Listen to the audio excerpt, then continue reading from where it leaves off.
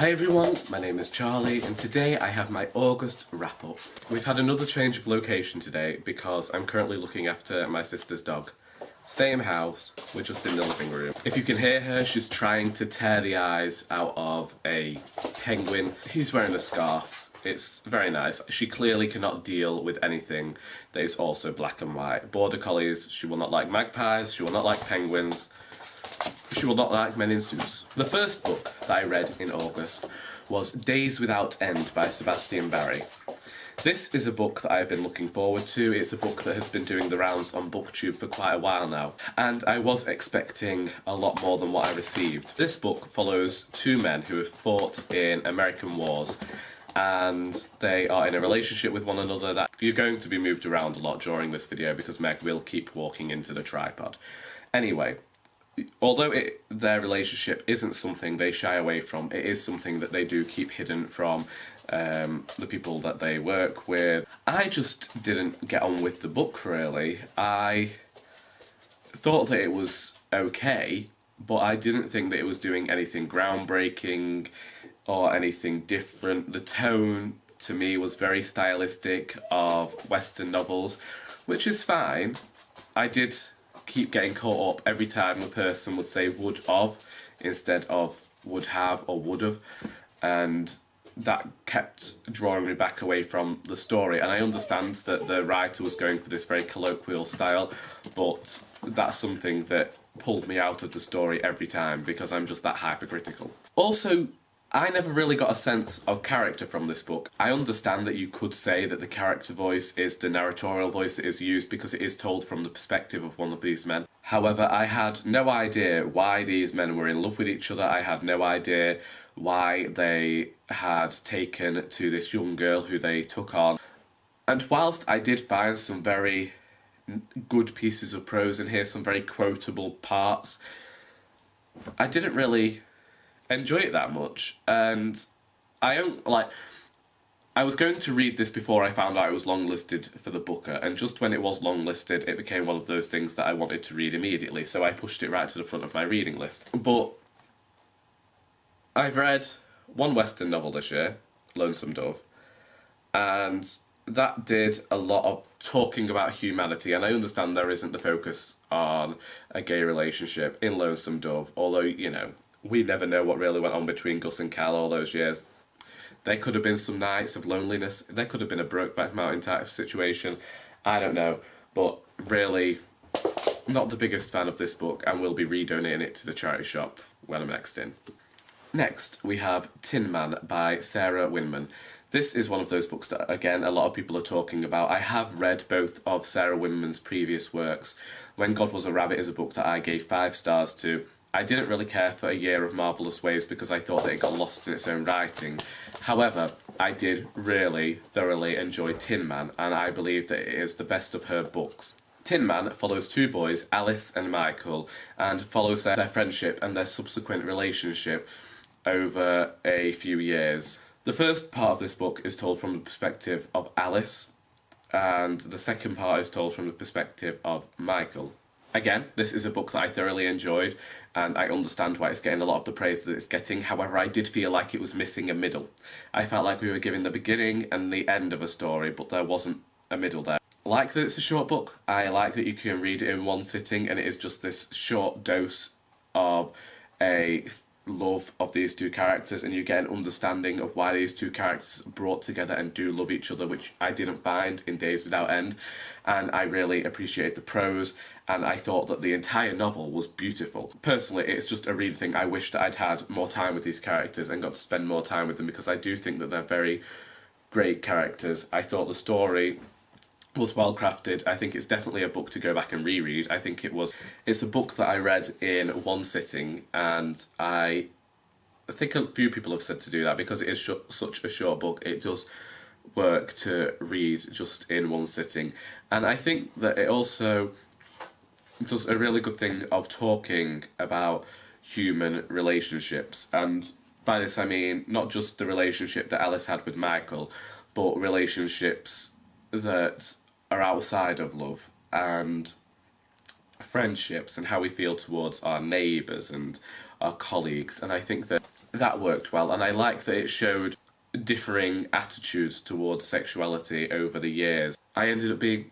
very impressed with the book, and although it did talk about difficult issues, it didn't let itself get marred down by the issues, and it didn't let itself lose any sense of its writing like some works could do, and it didn't start preaching about anything. It just told the story that it wanted to tell. And like I say, my only criticism is that the book wasn't longer, because I would have really enjoyed spending more time with these characters, but I also do understand why it is such a short book, and one that you can revisit quite a few times, quite often, and I do recommend this one quite highly. Next, we have Snow Like Ashes by Sarah Roche, the first book in a trilogy. This is a young adult fantasy and really has impressed upon me. I no longer need to be reading young adult books because I find myself becoming much more critical of them than I used to when young adult literature was the main source of my reading material. This book talks about a world in which the world has been separated into seasons. So you have winter, summer, spring, and autumn. And however many years before this book begins, the people of winter find themselves invaded, and a lot of them are sold into slavery, and then the small pack of people we're following are planning to reinstate a prince. And to do this, they're going to need an ancient locket. The main character, Mera, goes off and plans to retrieve this locket, but when she gets there, it sets off this whole other chain of events that sees them being chased across the world. This book, as an introduction to a series, quite good, extremely predictable. It had a love triangle, but the love triangle was done a bit differently. Not too differently, because it is YA fiction and it does have to have a certain air of predictability. I understand that we are trying to sell books here as much as we enjoy reading them. I asked for this book for Christmas because of there was a chakram on the cover that reminded me of Xena Warrior Princess. I was feeling nostalgic like you do around Christmas. I read it in one sitting, didn't really think too much of it, thought it was an alright fantasy novel. Thought I'd give it to my cousin after I'd finished it. That was fine. Did get pulled down a bit because it has a lot of dreams, and I completely disagree with using dreams in fiction. I even dislike reading them in Harry Potter, and they're some of my favourite books from when I was a child. I don't think that dreams have any place in books at all, but what can you do? It's something that a lot of people use. But yeah, the twists are predictable. I saw where this book was going to end, and when the book did end, I thought the writer should have just ended the story where she ended it, because there was no need, in my opinion, for what I next read. Because I then read Ice Like Fire, which is the second book in the series, because I just wanted an easy reading week, really. And yeah, this book decides to go across the entire buggering world. It decides to tell the story from two characters' perspective this time. One that you don't even need, it's just so that it can keep you linked to the previous book. Characters completely changed, and we had 400 pages of a character just going from being this warrior to being this person who is now feeling completely insecure and inadequate as she travels the world. And I'm sorry, I don't understand why all of these people suddenly decided to accept a certain fact about one of the characters. Because surely, if you are any sort of political leader and someone comes towards you with new information, you don't just accept it straight away. You have it looked into. That is just being a good politician. And that's not what happens here. In this book, they travel across the world because they're trying to build alliances with politicians, which, as I said, like, these are rulers of kingdoms. They ought to be a bit smarter than they are. And really, every single kingdom is just characterised by the fact that some are autumn, some are winter, some are spring and summer and all that fun stuff. And really, to me, it was just the most annoying thing in the world. It felt childish. And I saw that the writer had created this idea when she was quite young. And I think too much of it had lingered into the books because I don't find it believable. I got really annoyed. I don't understand why the characters changed so much. And if this is what young adult fiction is, then really we have a bit of a problem. And also, it decided to end on another twist, which, again, we could see coming a mile away. And with this book, I was a bit more annoyed because I felt like this book could have been condensed down by until it was just 100 pages, because it just steals really heavily from Harry Potter. I think I did a Goodreads review about it, but there are certain aspects that steal completely from Harry Potter. I'm talking about Horcruxes, I'm talking about no one believing that a certain villain is dead. No, isn't. No one believes that this certain villain is dead. They all think that he was conquered at the end of the last book. And I'm just kind of like astonished. 450 pages of complete and utter tripe. So yes, I do have the final book in the trilogy. I was going to read it straight away, but I was just so completely fed up with the world. I saw that there was another flaming perspective in there, and not all of these books need to be multi-viewpoint perspective books. If, when you are writing, you decide you want to tell more of this story, and in your first book you've got one perspective and you're not able to tell all of these stories, maybe, just maybe you should think, maybe I don't need this many perspectives, maybe there isn't that much story, because a certain character who got his own perspective in here didn't need a story at all. He could have just shown up at the end. When Simba leaves the Pride Lands in The Lion King, you don't see everything that's going on back in the Pride Lands with Scar. Nala just shows up at a certain point and says to him, you know, there's shit going down, maybe you should come back. That could have happened in here, because everyone could see it was coming anyway, so we didn't need 200 pages of this guy doing bugger all anyway. Yeah, I will see whether my cousin wants to read these books, because I'm going to finish the last one at some point, but I can already guess where it's going to go. I really can, because it's just that sort of series. Yeah, she's going to become a magical fairy princess. It's going to be like Disney. It's going to be great. It's not going to be great. Next, I read Eleanor Oliphant is Completely Fine by Gail Honeyman. And this book follows the character of Eleanor Oliphant, who is keeping herself very reserved. She lives a timetabled life. She knows what's going to happen, she knows when it's going to happen, because she keeps everything structured and to what she can manage. However, something happens that means that she has to start becoming more thoughtful towards other people and social niceties. And it was a brilliant book in that it was all about kindness. And we don't often see that. We don't often see books that are just so focused, so heavily on just looking at how we can help people. I will admit, when I started this book, I did not think that I was going to enjoy the book as much as I did. I thought that it was going to be some very, very light-hearted fiction, and to an extent it is quite light-hearted, but at its centre it's actually got a rather serious plot. It talks about mental health and how we treat other people within our community. Because Eleanor has kept herself so reserved, she doesn't have very many friends at all. And it's only because something happens and she becomes involved in another person's life through no fault of her own that she begins to see more of the world and begins to develop an understanding of just what's going on. And you can see throughout the book why she is the way she is, because you keep getting tell of her mother. And the thought of her mother is one of those things that you think that they are the most despicable characters in fiction because of the way they treated Eleanor. And I think Gail Honeyman did that really well and looked at the long-standing effects of neglect upon a child. You get throughout the book a sense that there is a more serious undertone, there is something dark. You know that stuff has gone on that all the characters know about, which gives it this dramatic irony. I'm trying not to spoil the book because it would be easy to spoil the book.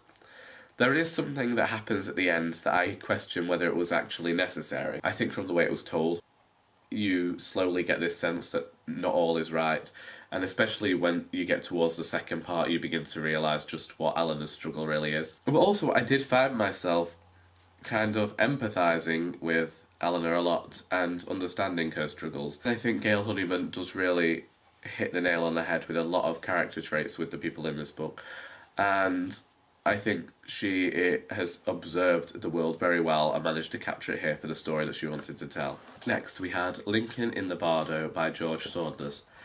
I'd reached the point where I wanted to read this book because I've said before, I ordered it off Amazon back in January, and then it didn't come, and I got a thing saying it would never come, and I took it as a sign. Then more and more people have been reading it, they've been raving about it, it has been longlisted for the Booker, and I just finally decided to read it, and ended up being disappointed. This book uses a multitude of voices to tell one story, and obviously this is something that we have seen before. There are plenty of books out there that actually tell their story from multiple viewpoints, but George Saunders took that and used it and had them all interconnected and all talking over one another. And I did enjoy that at some point because you could get this confusion of a narrative, and it did give this sense of when everyone's telling the same story but they're all getting differing opinions of it and leaving the reader to build up the story for themselves, and I did enjoy that. And I like the fact that it talked about death and it talked about grief, because, you know, two of my favourite subjects in the world. And I like this almost spiritual aspect to the book, but then it just got a bit too fantastical for me. And I know, we're looking at something from the perspective of ghosts. If we look at it in another way, all fiction, we could say, is ghost-written. We could go that way. We could be those people. And we could think that this is actually a very informed, powerful narrative. But I just didn't get it. I'm sorry. A lot of people really enjoy this book. A lot of people think George Saunders is doing something extraordinary. But I couldn't help but just see it as like this series of monologues fit for the stage. And yes, again, we could say that's what all fiction is. I am glad I read it. It's a very fast read. I don't know how to explain that I didn't enjoy it, other than the fact that I just didn't enjoy it, and that I could see why some people would like it, but it probably wasn't the book for me. Yeah, sorry. Don't think there was much differentiation between the ghosts. Didn't really think there was a plot or a story there, and I think that if Saunders had written this as a short story, it would have worked better, because I wasn't able to suspend my disbelief long enough to actually care and believe what was going on within this book. Next, I listened to The Unlikely Pilgrimage of Harold Frey by Rachel Joyce. I finished this for Cozy Reading Night, and it has gone on to become one of my favourite books. The Unlikely Pilgrimage of Harold Frey follows a pilgrimage of Harold Frey as he receives a letter from a former colleague informing him that she is dying, and he chooses to walk across the length of the country. And as he does so, you begin to get an understanding of just what he and his family have gone through over the last few decades. I thought that it was an amazing book because of how delicate the prose is, and by delicate I mean that Joyce seems to have written it so deftly, and so the characters are moving along, and slowly as you go through, all these different bits of the story are coming together to actually build up to something quite memorable.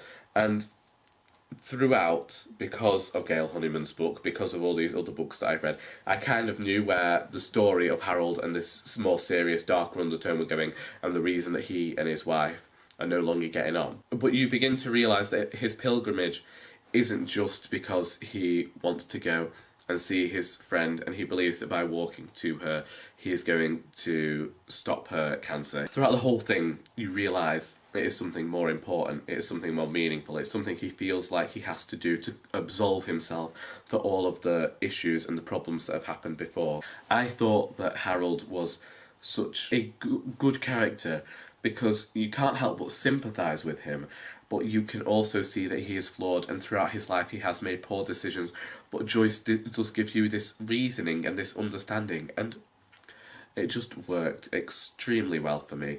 And I am currently listening to the love song of Miss Queenie Hennessy, and that is a lot more darker than this book was. But I did really enjoy this book, and I am annoyed with myself for taking so long in reading a book, well, listening to a book that I knew that I would enjoy. Next, because for the last week I have been incredibly ill, thanks to some cold that decided to get onto my chest and then decided to make me deaf, and I just thought, what is the point? Let's just do a bang off here. Anyway, I decided to sit last week and listen to Harry Potter and the Philosopher's Stone by J.K. Rowling. I've never listened to the audiobooks before. I downloaded this book for the Harry Potter Cozy Reading Night a few months ago and then never got around to listening to it. So listen to it. Stephen Fry pronounces a few of the words differently to how I would have pronounced them. That's perfectly fine. I usually reread this book every year. It's a children's book. Does it really fit the remit of everything I read nowadays? Probably not. But you know, I read it, I listen to it for the nostalgia, to remind me that I was once a child and didn't always despise everything that goes on in the world. And then finally, a book that shone a light on what has otherwise been the worst week of this year. I got a message on Twitter of Joanna Cannon asking for my address to send me something. And I thought it'd just be like a card or something, you know, to thank me for the review I did at the end of last year about The Trouble with Goats and Sheep. Because The Trouble with Goats and Sheep is one of my favourite books. I actually say it is the best book for me because it is written in... It's just fantastic. It has a classic British voice. It reminds me of Alan Bennett. It has a great tale, and it feels so nostalgic, and it talks about such fantastic themes, and it seems so light-hearted on the surface, but then you cut into it deeper and it's just so brilliant and so well crafted.